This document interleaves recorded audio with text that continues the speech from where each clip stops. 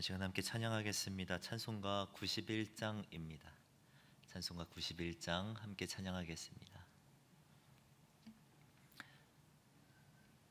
찬송가 91장입니다.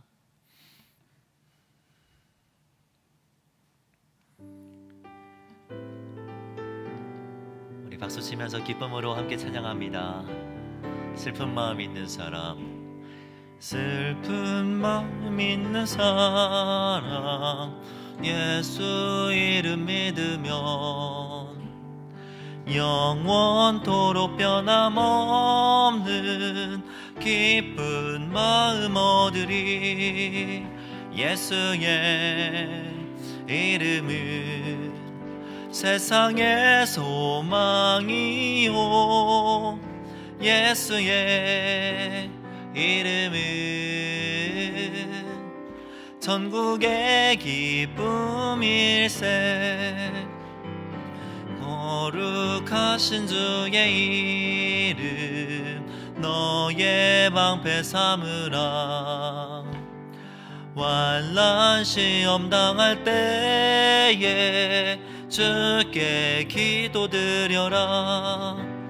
예수의 이름은 세상의 소망이요, 예수의 이름은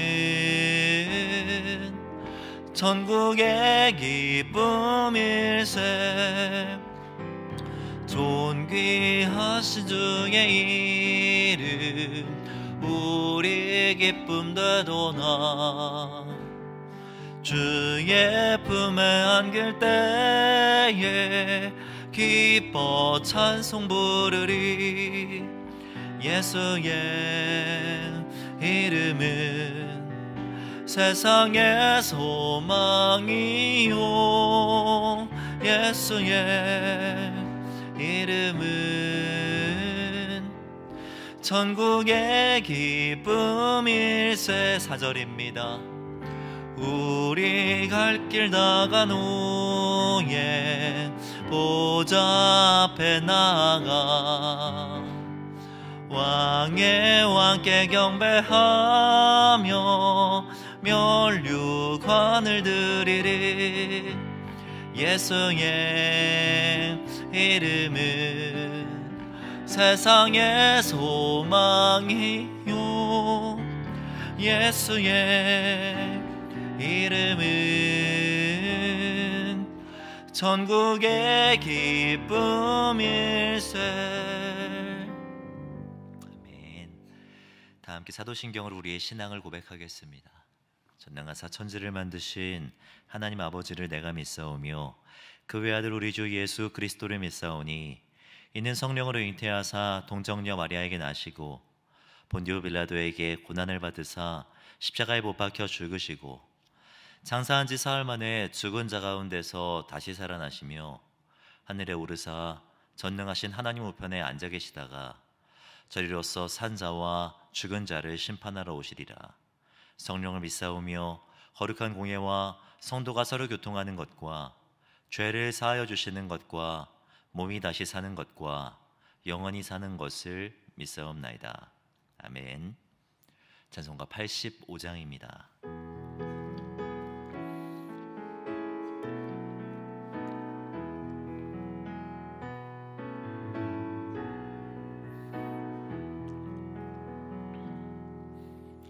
구주를 생각만 해도 이렇게 좋거든.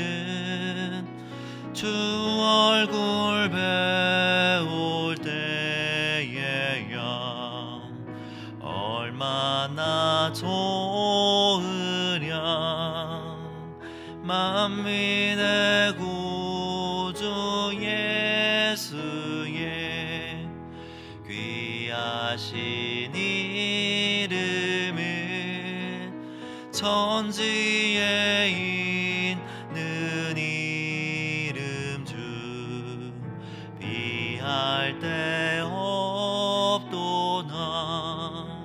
잠에게 하는 자에게 소망이 되시고 구하고 찾는 자에게 기쁨이 되신다. 예수의 넓은 사랑을 어찌 다 말하랴. 주 사랑 받은 사람만 그 사랑 알도나. 사랑의 구주 예수여 내 기쁨 되시고 이제로부터 영원히 영광이 되소서. 아멘. 우리를 대표해서 정영자 권사님 기도해 주시겠습니다.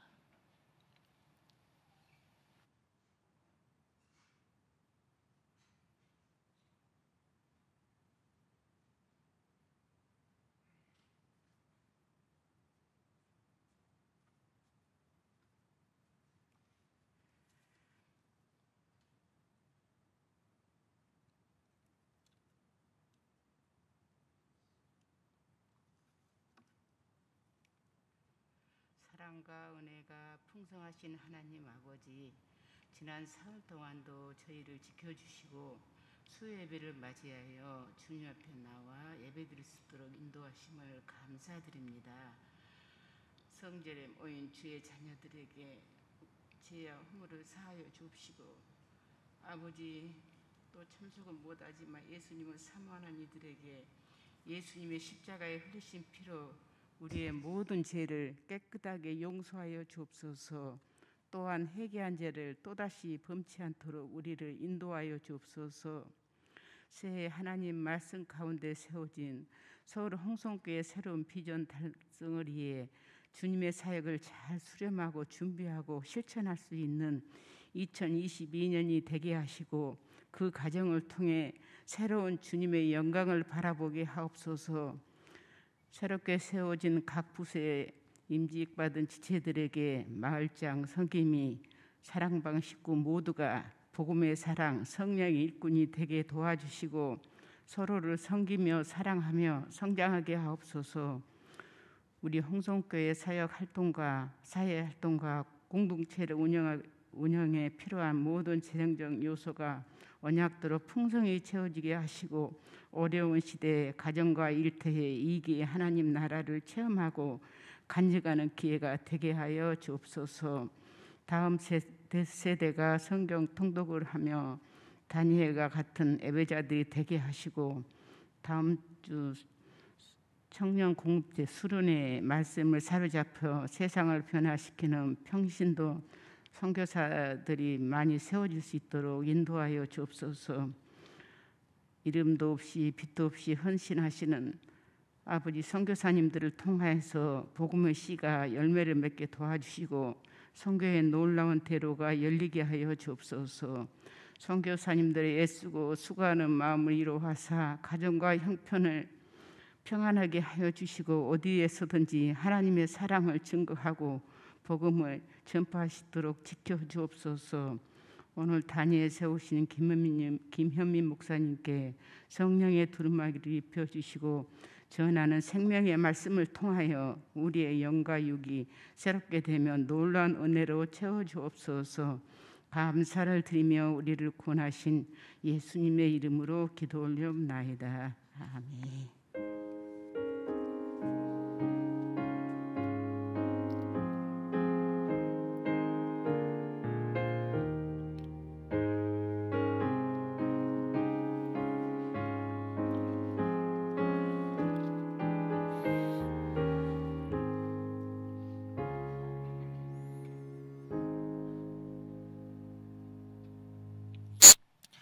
우리가 오늘 함께 나눌 말씀은 마가복음 12장 말씀입니다. 마가복음 12장 18절에서 27절까지의 말씀입니다. 마가복음 12장 18절에서 27절까지의 말씀입니다.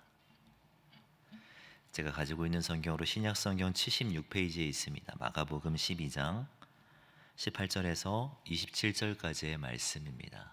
우리 한 절씩 교독하겠습니다. 제가 먼저 읽겠습니다. 부활이 없다는 사두개인들이 예수께 와서 물어 이르되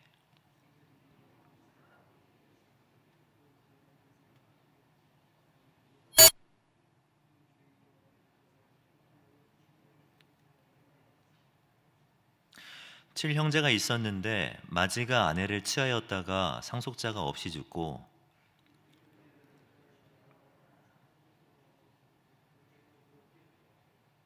일곱이 다 상속자가 없었고 최후의 여자도 죽었나이다.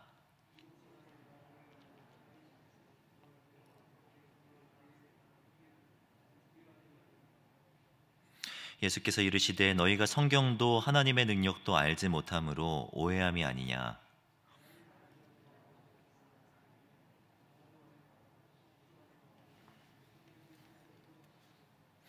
죽은 자가 살아난다는 것을 말할진대 너희가 모세의 책 중 가시나무 떨기에 관한 글에 하나님께서 모세에게 이르시되 나는 아브라함의 하나님이요 이삭의 하나님이요 야곱의 하나님이로라 하신 말씀을 읽어보지 못하였느냐.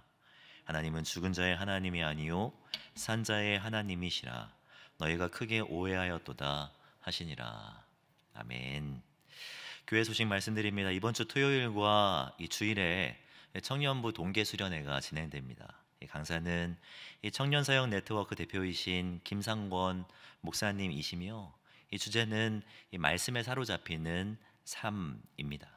우리 청년들이 이 중요한 시기에 말씀에 사로잡혀서 이 세상을 변화시켜 나아가는 사람으로 세워질 수 있도록 그렇게 기도해 주시기를 부탁드립니다. 코즈와 노예 찬양대 모집 중에 있습니다. 이 다음 세대들로 하여금 몸으로 또한 입술로 주님을 찬양하게 하는 팀들입니다. 이 주보를 참고하시고 많은 지원 부탁드립니다.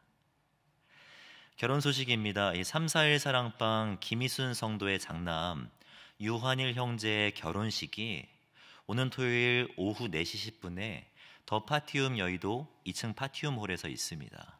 기도해 주시고 찾아가셔서 많이 축하해 주시기를 부탁드립니다. 교회 공동의 기도 제목을 가지고 함께 기도하겠습니다. 이 청년 공동체가 말씀에 사로잡혀 이 세상을 변화시키는 평신도 선교사들이 되게 하소서.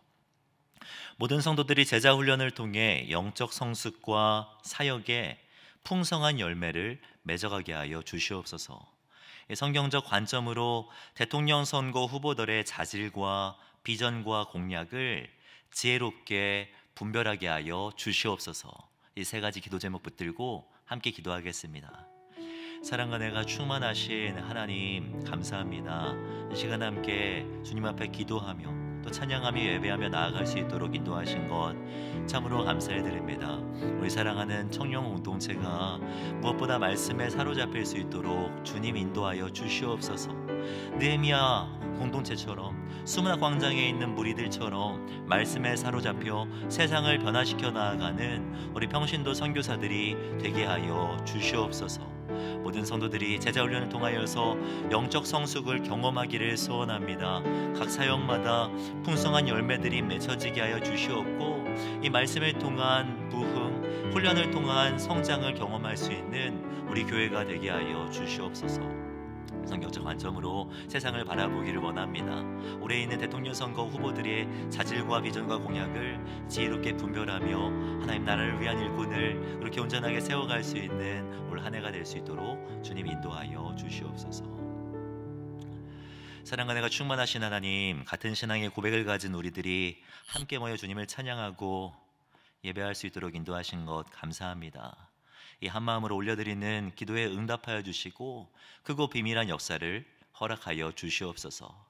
무엇보다 우리 청년 공동체가 말씀 사경회를 통하여서 말씀에 사로잡히게 하여 주시고 말씀에 붙들려 세상을 변화시키는 평신도 선교사들로 세워지는 은혜가 있게 하여 주시옵소서.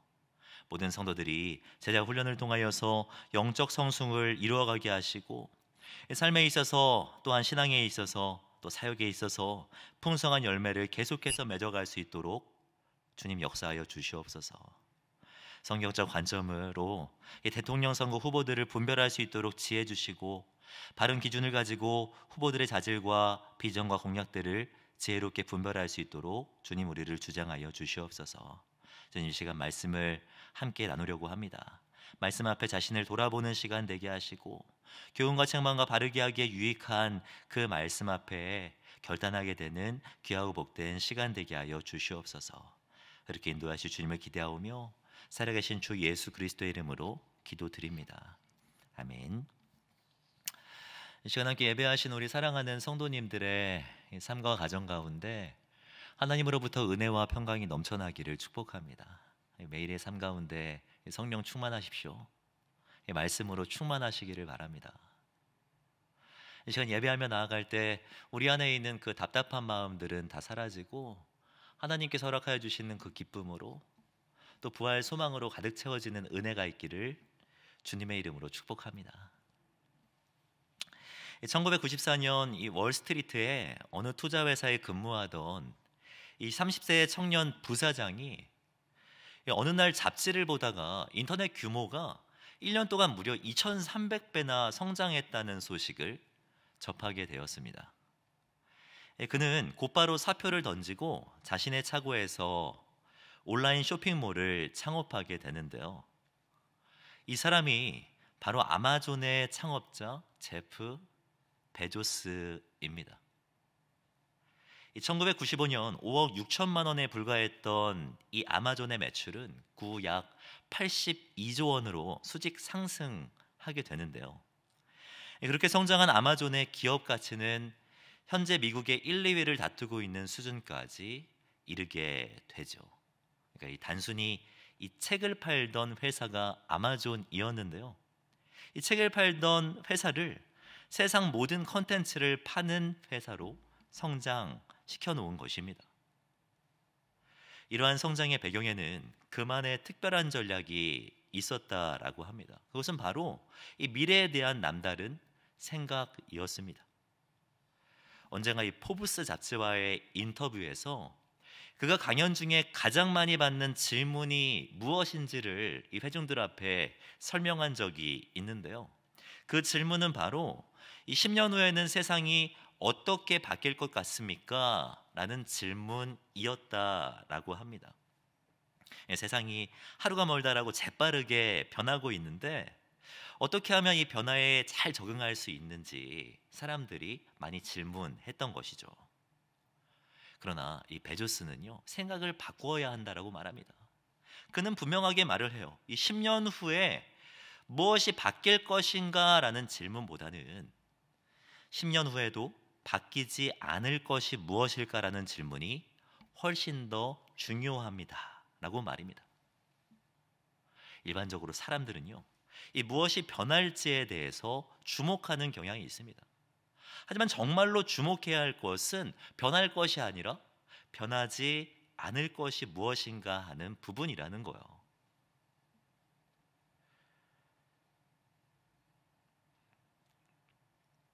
저는 신앙생활에 있어서도요, 이것이 정말 중요하다라고 생각합니다.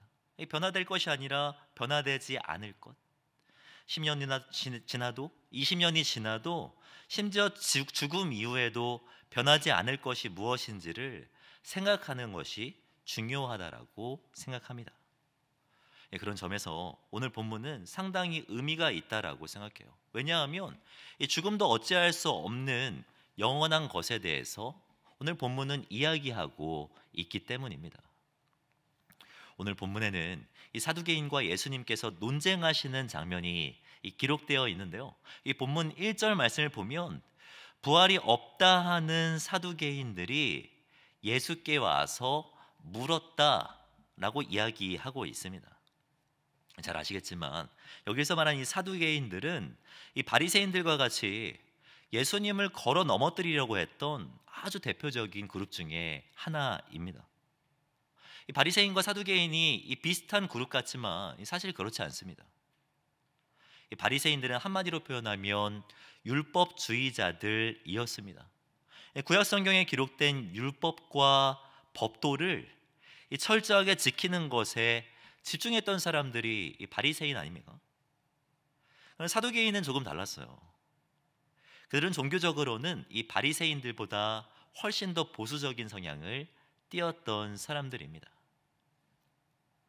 바리새인들이 구약 성경 전체를 인정했다면 이 사두개인들은 이 모세 오경의 권위만을 인정한 그룹이었습니다.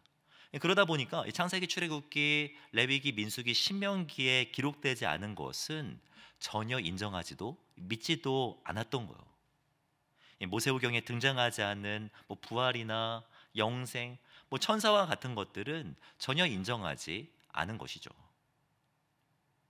그런 사두개인들이 예수님께 나와서 이야기한 것은 이 수언법과 관련된 것들이었습니다. 19절 말씀을 보시면 이 선생님이여, 이 모세가 우리에게 써주기를 어떤 사람의 형이 이 자식이 없이 아내를 두고 죽으면 그 동생이 그 아내를 취하여 형을 위하여 상속자를 세울지니라 하였나이다 라고 말을 하죠.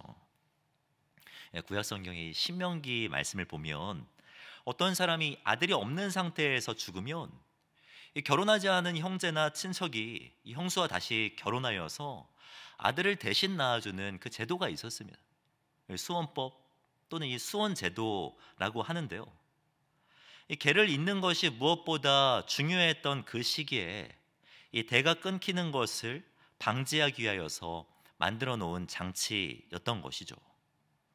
사두개인들은 지금 이것을 근거로 하여서 예수님에게 지금 질문하고 있는 것입니다. 그 질문은 이렇습니다. 이 첫째가 결혼을 했는데 이 자식이 없이 죽게 되었습니다. 이 수원법에 따라 둘째가 그 형수와 결혼을 했는데 그 두 번째도 자식이 없이 죽게 되었어요. 세 번째도 동일하고 네 번째도 동일합니다. 그렇게 해서 이제 일곱 번째 형제까지 결혼하고 죽었다면 이 부활 때 누구의 아내가 될 것인지 예수님께 질문하고 있는 것이죠. 물론 지어낸 이야기이겠지만 논리적으로 충분히 가능한 일 아니겠습니까? 사두개인은 만일 부활이 있다면 이러한 문제가 분명 생길 텐데 이 부활이 없다고 말하는 것이 차라리 낫지 않겠느냐라고 예수님 앞에 주장하고 있는 것이죠. 저는 오늘 본문 말씀을 묵상을 하면서 이 예수님께서 처하신 이 상황이 우리가 살아가는 이 세상과 너무나도 유사하다라는 생각이 들었습니다. 우리가 살아가야 하는 세상에는요, 사실 이 부활을 믿는 사람보다 부활을 오해하거나 부활을 믿지 않는 사람들이 훨씬 더 많기 때문입니다. 설교를 준비하면서 이 사후 세계에 대해 사람들이 어떻게 생각하는지 궁금해서 찾아보았는데요. 이 작년에 국민건강보험공단에서 조사한 이 자료가 하나 있더라고요. 이 성인 남녀 1,500명을 대상으로 이 죽음을 생각할 때 가장 걱정스러운 것은 무엇입니까? 라고 질문했을 때 사람들이 어떻게 대답했는지 아십니까? 가장 많이 대답이 나온 것은 이 죽기 전까지의 고통이 가장 걱정된다라고 사람들이 대답했어요. 29.2%. 2위는 가족의 처지가 가장 걱정된다라고 대답했다라고 합니다. 3위가 생이 끝남에 대한 두려움이었고, 이 4위는 못 이룬 꿈에 대한 이야기를 했어요. 그리고 5위에 가서요, 단 6.1%만. 그러니까 20명 중에 한 1명 정도만, 그러니까 사후 세계, 죽음 이후의 삶에 대해서 걱정된다라고 이야기했다라는 것입니다. 이 설문이 의미하는 바가 이해가 되세요? 정말 인정하기 싫지 않지만 세상에 나아가 보면요, 사실 부활에 대해서 믿는 사람보다 부활에 대해서 오해하는 사람이 압도적으로 많습니다. 부활을 대놓고 거부하는 사람들이 너무나도 많다라는 것이죠. 이 성경의 역사를 보아도 부활은 계속해서 사람들 앞에 거부되어 왔던 것을 볼 수 있습니다. 예수님이 부활하셨을 때에도요, 그 부활을 오해하는 사람들이 있었어요. 예수님의 제자 도마를 보면 알 수 있지 않습니까? 부활을 듣고도 의심하였던 사람이 예수님의 제자 중에 있었다라는 거예요. 그뿐만 아니라 사도 바울이 서신서를 통하여서 부활에 대해서 계속해서 언급하고 또 언급하는 것을 보면 각 교회마다 부활을 오해하는 사람들이 적지 않았다는 것을 유추해 볼 수 있죠. 저는 우리가 살아가는 세상도 동일하다고 생각합니다. 사두개인들이 정말 많습니다. 사두개인과 같은 사람들 말입니다. 자기 생각에 옳은 대로 부활에 대해서 재단하고 사후 세계에 대해서 속단하는 사람들, 부활에 대해서 자기 생각에 옳은 대로 판단하는 사람들이 우리가 살아가는 삶의 현장 속에서는 너무나도 많다라는 것입니다. 이러한 시대를 살아가야 하는 우리 성도들이 기억해야 할 것이 무엇인지 오늘 본문을 통하여서 세 가지만 함께 나누어 보기를 원하는데요. 먼저 첫 번째로 부활을 오해하는 세상 속에서 성도는 이 무엇보다 이 성경을 바르게 알아야 한다라는 것입니다.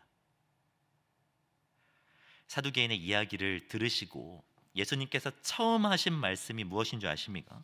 24절을 보면 예수께서 이르시되 너희가 성경도 하나님의 능력도 알지 못함으로 오해함이 아니냐라고 말씀하셨습니다. 성경을 알지 못함으로. 한글 성경에는 잘 드러나 있지 않지만 원문을 보면 이것 때문에 라는 의미의 디아토토라는 표현이 사용되고 있는 것을 볼 수 있습니다. 그러니까 예수님은 이 사두개인이 부활에 관하여서 오해하는 것이 성경을 알지 못했기 때문이라고, 성경을 바로 알지 못했기 때문이라고 짚어주고 계신 것이죠. 사랑하는 성도 여러분, 성경을 보면 이 부활에 대해서 계속해서 설명하고 있는 것을 볼 수 있어요. 신약 성경은 당연히 물론이고 구약 성경에도 부활과 불멸에 대한 내용이 상당히 많이 등장하는 것을 볼 수 있습니다. 창세기 5장을 보면 에녹은 죽지 않고 하나님께 부르심을 받았다라고 말합니다. 엘리야와 엘리사를 통하여서 죽은 사람이 다시 부활하는 사건이 3번이나 등장하는 것을 볼 수 있어요. 구약 성경에 담겨 있는 종말에 대해서 잘 정리한 책이라고 생각하는데요. 이 월터 카이저의 책 마지막 때에 관한 설교를 보면 이렇게 말하고 있는 것을 볼 수 있습니다. 잠언, 전도서, 이사야, 다니엘과 더불어 최소 40편의 시편에 부활과 불멸의 개념이 담겨 있다라고 말입니다. 우리가 성경을 바로 알아야 하는 이유가 바로 여기에 있습니다. 성경에는 부활을 포함하여서 우리 신앙생활에 있어서 필요한 모든 것들이 담겨져 있기 때문입니다. 물론 성경이 우리가 궁금해하는 모든 것들을 가르쳐 준다라는 의미는 아닙니다. 요즘 반려동물 천만 시대라고 하는데요. 우리가 부활할 때 과연 반려동물이 부활할 수 있을지, 부활할 수 없을지에 대해서는 사실 성경도 잘 가르쳐 주고 있지 않아요. 아름답고 영광스러운 모습으로 부활을 한다고 하는데 몇 살 때 외모를 가지고 부활할 것인가? 이런 부분도 성경은 잘 가르쳐주고 있지 않습니다. 우리가 부활하여서 살게 될 곳의 주거 형태는 과연 아파트일까, 전원주택일까? 이런 것도 사실 잘 몰라요. 하지만 하나님의 입장에서 우리가 부활에 관하여서 알아야 할 모든 것들을 성경에 담아 두셨다라는 것입니다. 오늘 본문을 보면 이 부활 때와 관련된 정보를 한 가지 더 우리에게 가르쳐 주시는데요. 25절을 보면 이렇게 말을 합니다. 사람이 죽은 자 가운데서 살아날 때에는 장가도 아니가고 시집도 아니가고 하늘에 있는 천사들과 같으니라 라고 말씀하고 있죠. 그러니까 이 말은 이 부활 때에는요 결혼 제도가 필요하지 않다라는 말입니다. 당연히 이 지금의 이 결혼 관계도 유지되지 않겠죠. 성도님들은 어떻게 생각하실지 모르겠지만 저 개인적으로는 이 말씀을 묵상하면서 진심으로 아쉬움이 컸습니다. 천국에도 사랑하는 아내가 있고 귀여운 아들까지 함께 있으면 얼마나 기쁘겠습니까? 그렇게 생각되지 않으세요? 근데 모든 사람이 다 동일하게 생각하는 것은 아닌 것 같더라고요. 제가 설교를 준비하면서 아내에게 몇 차례나 질문을 해봤거든요. 우리 천국 가면 이 부부 관계가 아닐 것 같은데 아쉽지 않냐고 진짜 몇 차례나 물어봤습니다. 근데 답을 듣고 나서 괜히 물어봤다라는 생각이 들어서 제가 아내에게 뭐 큰 잘못을 해서가 아닙니다. 잘 못해서가 아니에요. 이 남편이 있고 없고가 전혀 장애가 되지 않을 만큼 이 기쁨으로 충만한 곳이 천국이라고 이 성경은 설명하고 있기 때문에 아내는 분명 아쉽지 않다라고 저에게 이야기한 것일 것입니다. 물론 그렇게 말을 하지는 않았어요. 제 생각입니다. 내 사랑하는 성도 여러분, 이 부활에 관련해서도 우리의 감정이 아니라 이 성경이 뭐라고 가르치고 있는지 우리는 집중할 필요가 있다라는 것입니다. 이 성경을 주제별로 잘 정리해 놓은 책이 있는데요, 이 소요리 문답이라고 하는 교리서입니다. 이 책의 38번을 보면 이런 질문이 기록되어 있어요. 이 신자가 부활할 때에는 그리스도에게서 무슨 유익을 받게 되는가? 이 질문에 대해서 뭐라고 답하는지 아십니까? 신자가 부활할 때에는 영광 중에 다시 살아남을 입어 심판날에 밝게 한다 하심과 죄 없다 하심을 받고 완전히 복을 받아 영원토록 하나님을 흡족하게 즐거워하는 것이다 라고 말씀하고 있습니다. 성경은 부활이 있다고 우리에게 분명히 가르쳐주고 있습니다. 영광 중에 다시 살아남을 입을 것이라고 말씀하고 있어요. 죄도 없고 흠도 없고 어떠한 장애도 없으며 영원토록 하나님과 흡족하며 즐거워하게 될 것이라고 이야기하고 있다라는 거예요. 이것이 성경이 말하는 부활에 대한 가르침이라는 것입니다. 바라기는 이 믿음이 저와 여러분들 안에 가득 있기를 소원합니다. 세상이 아니라 성경이 무엇이라고 말하는지 귀 기울이셔서 부활을 오해하는 세상 속에서도 믿음으로 승리하시는 저와 성도님들이 되시기를 주님의 이름으로 축복합니다. 두 번째로, 부활을 오해하는 세상 속에서 성도는 하나님의 능력을 바르게 알 필요가 있습니다.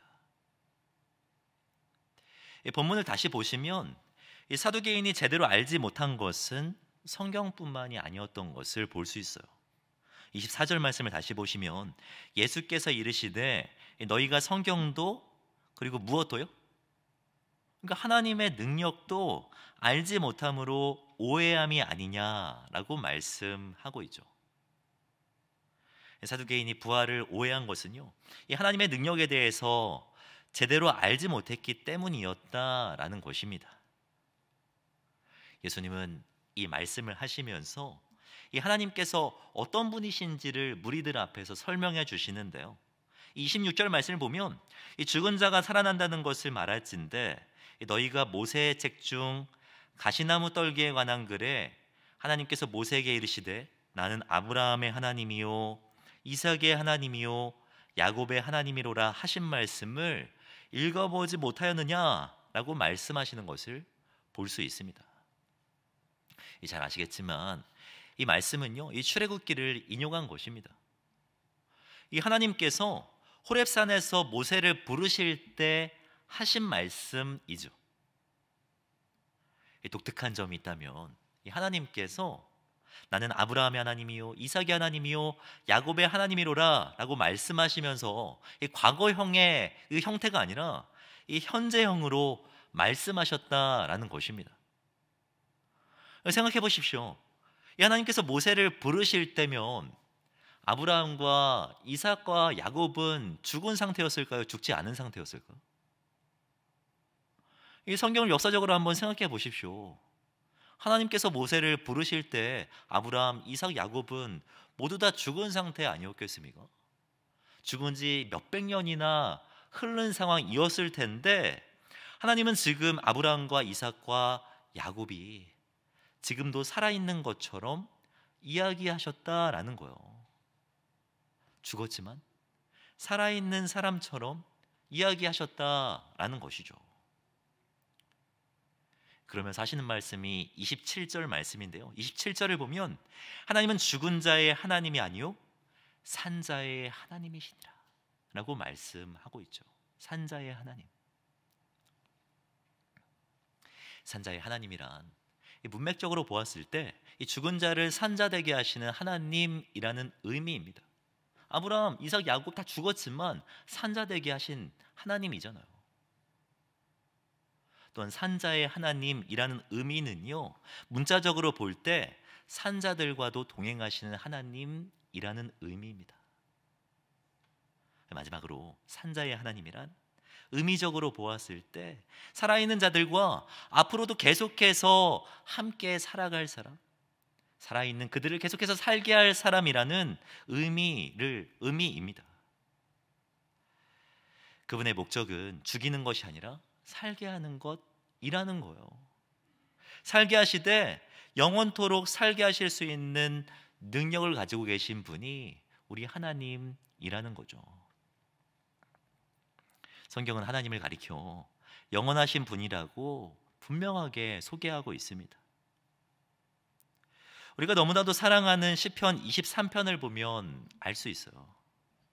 23편을 보면 여호와는 나의 목자시니 내게 부족함이 없으리로다 라고 고백하지 않습니까?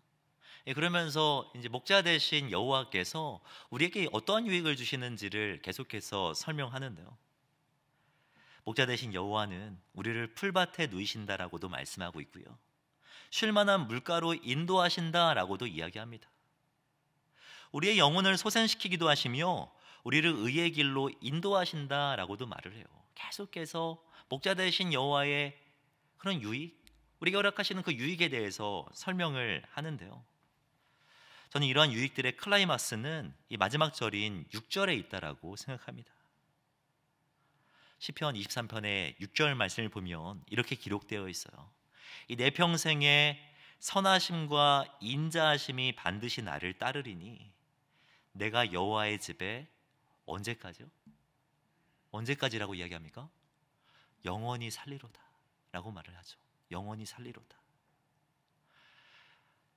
우리를 살게 하시되 언제까지 살게 하신다라고 말씀하고 있어요. 영원히 살게 하신다 라고 말씀합니다. 영원히. 이와 같은 고백들 정말 많습니다. 시편을 보면, 시편 90편을 보면 아주 분명하게 고백합니다. 이 산이 생기기 전, 이 땅과 세계도 주께서 조성하시기 전 곧 영원부터 영원까지 주는 하나님이시니다 라고 말씀하고 있죠. 사랑하는 성도 여러분, 우리 하나님은 우리가 생각하는 것 이상으로 훨씬 더 위대하신 분입니다. 그분은 영원하시며 우리를 영원히 살게 하실 수 있는 분이시죠. 이 사실이 믿어지는 은혜가 있기를 바랍니다. 이 믿음을 붙들 때 이 부활을 오해하는 세상 속에서도 능력으로 살아갈 수 있는 것입니다. 마지막으로 이 부활을 오해하는 세상 속에서도 우리 성도들은 부활을 증거하며 살아가야 합니다. 사두개인들이 예수님 앞에서 나온 의도는 너무나도 악한 것이 분명합니다. 그들의 의도는 악했어요. 하지만 예수님은 이 모든 것들을 선으로 바꾸사 자신의 목적을 이루시는 데 사용하시는 것을 볼 수 있습니다. 무리들 앞에서 이 부활에 대해서 증거하시지 않으셨습니까? 사두개인들의 이런 술수를 디딤돌 삼아서 이 부활에 대하여서 증언한 것이죠. 저는 성도된 우리들도 이와 같이 해야 된다라고 생각합니다. 부활의 복음을 증거해야 해요. 예수님처럼 때를 얻든지 못 얻든지 입술과 삶으로 우리의 고백과 행동으로 부활의 복음을 계속해서 증언하고 또 증언해야 한다라는 것입니다. 우리가 부활의 복음을 증거해야 하는 이유는요, 생각보다 단순합니다. 오직 부활만이 영혼의 깊은 문제를 해결할 수 있기 때문이에요. 저는 본문을 묵상하면서 이 사두개인이 이야기했던 여인 있지 않습니까? 이 7번이나 형제들과 결혼한 여인을 이 중심으로, 그러니까 주인공 삼아서 이제 깊이 묵상을 해 보았는데요. 물론 이 여인은 허구의 인물이겠지만 만약에 실존 인물이라고 생각해 보니까 정말 안타까운 마음이 많이 들더라고요. 생각해 보십시오. 그 여인은요, 7형제가 있는 집에 이 맏며느리로 시집 왔습니다. 그죠? 7명의 형제가 있는 집안에 맏며느리로 시집 온 것 맞잖아요. 그죠? 그렇잖아요.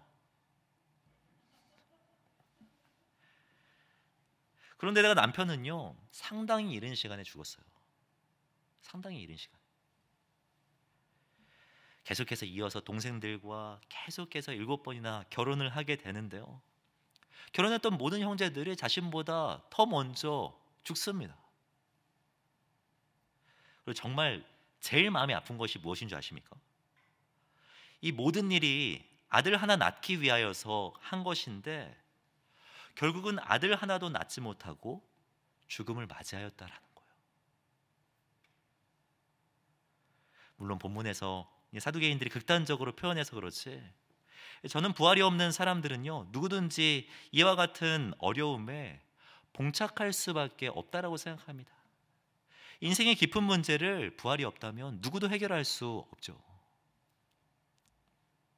부활을 믿지 않는 사람의 마지막을 잘 설명한 일화가 하나 있는데요, 이 1980년 경이었던 것 같습니다. 이 프랑스 파리의 한 병원에서 아주 유명한 지식인이 이 폐수종 때문에 입원하는 일이 있었어요. 그는 이 진단을 내린 의사에게 물건을 막 집어 던지고 온갖 행패를 부렸습니다. 그는 한 달 동안 이 절규를 계속해서 이어갔습니다. 그러면서 그는 죽음에 대한 공포와 그 불안감 때문에 자신의 병명이 무엇인지 아내에게조차 묻지도 못했다라고 합니다. 그는 이 죽음에 대한 공포에 시달리면서 아주 추악하고도 분노에 찬 모습을 보였다라고 하죠. 그가 누구였는지 아십니까? 그는 바로 인간의 죽음의 문제를 무신론적인 입장에서 예리하게 파헤쳤던, 잘 아실 거예요, 20세기의 최고의 실존주의 철학자 장폴 샤르트르였습니다. 그는 1980년 입원한 지 한 달 만에 세상을 떠났는데요, 그의 장례식이 끝난 후에 프랑스 언론은 왜 그토록 위대한 철학자가 이 죽음 앞에서 이처럼 무기력했는지에 대해서 많은 질문들을 쏟아놓게 되었습니다. 샤르트르가 왜 그렇게 죽어야 했는가, 죽음으로부터 자유를 그토록 외쳤던 그의 말로가 이렇게 비참했던 이유가 무엇인가, 사람들이 질문하고 질문하였던 거죠. 그때 한 지방의 신문사가 이런 내용의 논평을 내놓게 되었습니다. 샤르트르의 말로가 그렇게 비참했던 이유는 샤르트르에게 돌아갈 고향이 없었기 때문이다. 그는 하나님을 거부한 사람이었기에 그에게는 돌아갈 고향이 없었다라고 이야기하죠. 사랑하는 성도 여러분, 죽음 다음을 준비하지 못한 사람의 모습이 이와 같다라고 생각합니다. 아무리 뛰어난 지성인이었다고 해도, 온천하를 잡고 뒤흔드는 위대한 철학사관이 있었다고 해도 죽음 앞에 있는 그를 구원해주지 못했죠. 부활이 없으면 우리의 삶의 깊은 애환을 해결할 수 없습니다. 부활이 없으면 우리의 영혼의 깊은 문제를 해결할 수 없어요. 부활이 없으면 우리 인생의 공허함을 채울 수 있는 방법이 하나도 없죠. 우리가 본문을 통하여서 반드시 기억해야 할 것이 있다면, 예수님은 문제를 들고 온 자들의 답이 되셨다라는 것입니다. 예수님이 사두개인만의 답이 되셨던 것이 아니에요.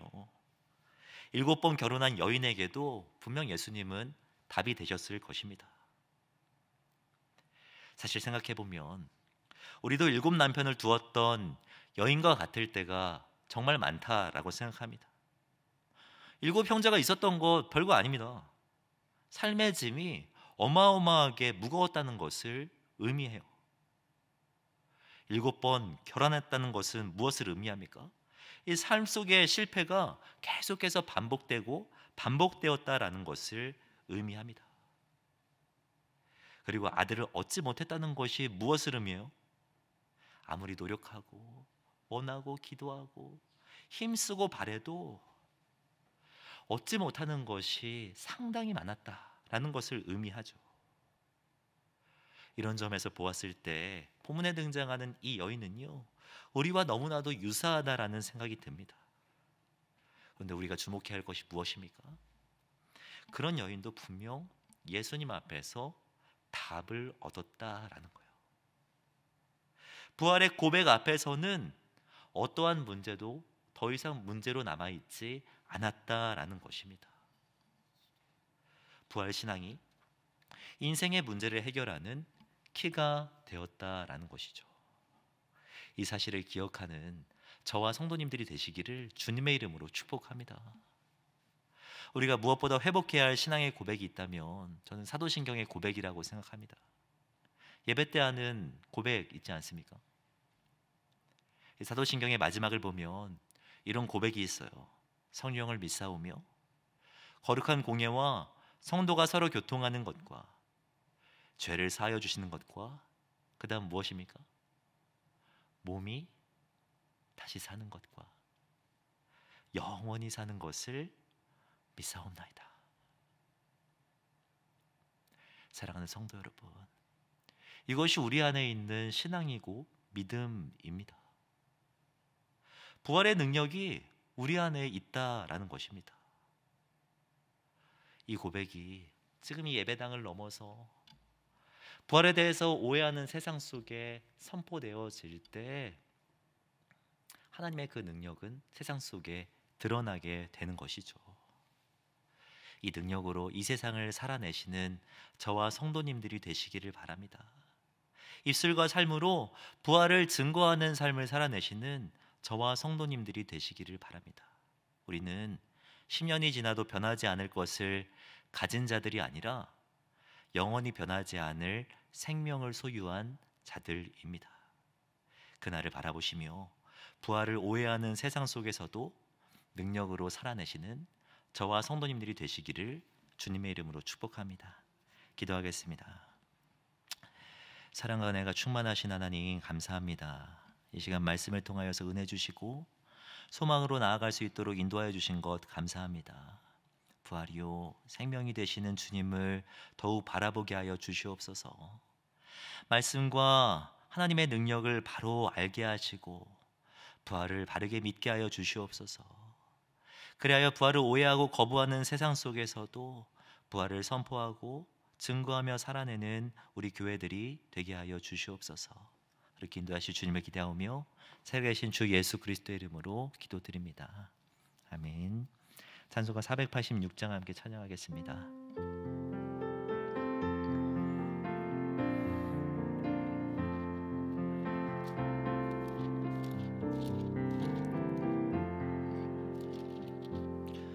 이 세상에 근심된 일이 많고 참 평안을 몰랐구나.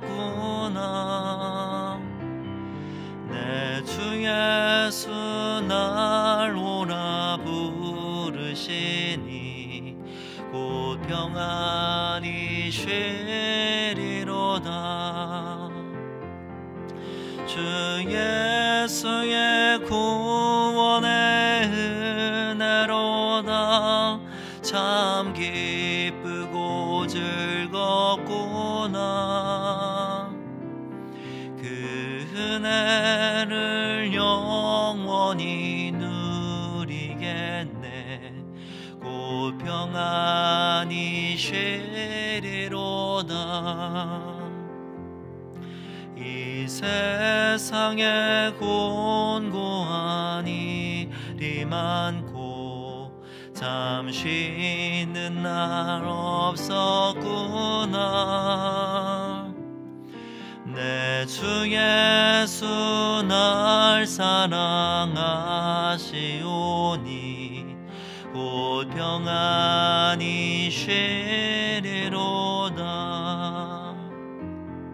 주 예수의 구원의 은혜로다. 참 기쁘고 즐겁구나. 그 은혜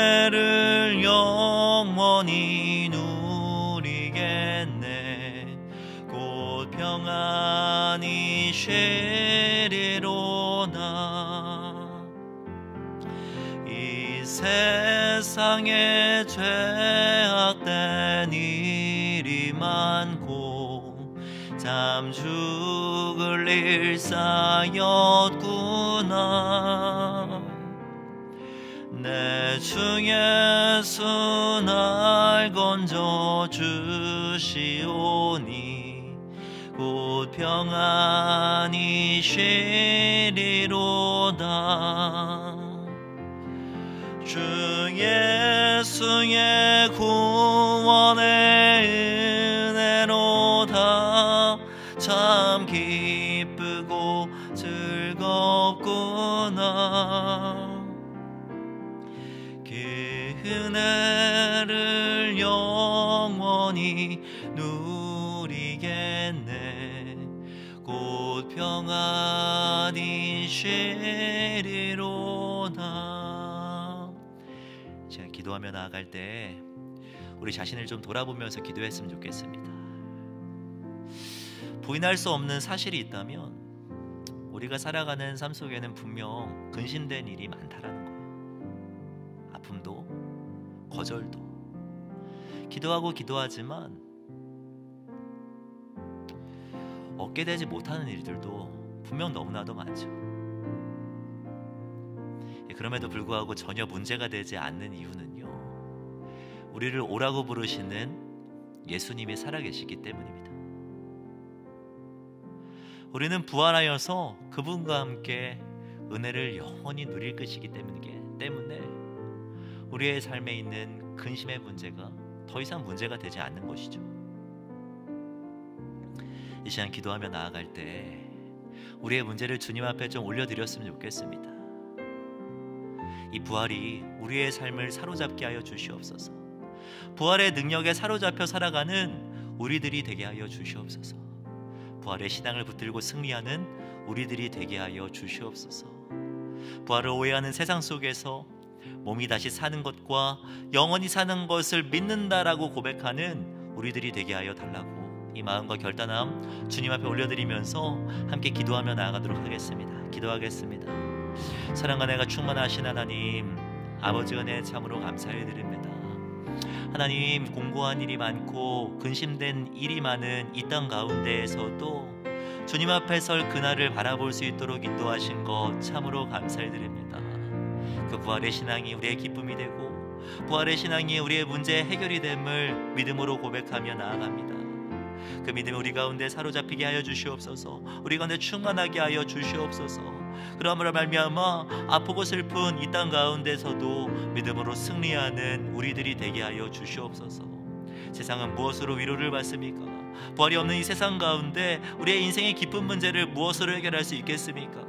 하나님, 이 땅 가운데 부활을 선포하는 우리들이 되게 하여 주시옵소서. 우리의 삶을 송두리째 바꿔놓으시며 완전히 회복시키실 주님의 계심을 이 땅 가운데 선포하며 살아가는 우리들이 되게 하여 주시옵소서. 사랑과 은혜가 충만하신 하나님 감사합니다. 우리에게 부활의 영광과 소망을 허락하여 주셔서 정말 감사합니다. 영원한 하나님 나라를 바라보며 살아가는 우리들이 되게 하여 주시옵소서. 영원히 살아계시고 우리를 또한 영원히 살게 하신 이 산자 되신 하나님을 더욱 붙드는 우리들이 되게 하여 주시옵소서. 부활을 오해하고 거부하는 세상 속에서 이 부활을 증거하는 삶을 살아낼 수 있도록 우리를 주장하여 주시옵소서. 우리 주변을 돌아보면 여전히 주님을 알지 못하는 사람들이 너무나도 많이 있습니다. 부활이요 생명이 되신 주님을 만나게 하시고 주님 안에서 답을 찾아갈 수 있도록 주님 인도하여 주시옵소서. 그렇게 인도하실 주님을 기대하오며 살아계신 주 예수 그리스도의 이름으로 기도하오며 지금은 우리 주 예수 그리스도의 은혜와 하나님의 사랑과 성령님의 교통하심이 이 시간 함께 예배하신 우리 사랑하는 성도님들의 머리 위에 부활의 소망 붙들고 승리하기를 결단하는 사랑하는 성도님들의 머리 위에 지금부터 영원까지 함께 있을지어다. 아멘.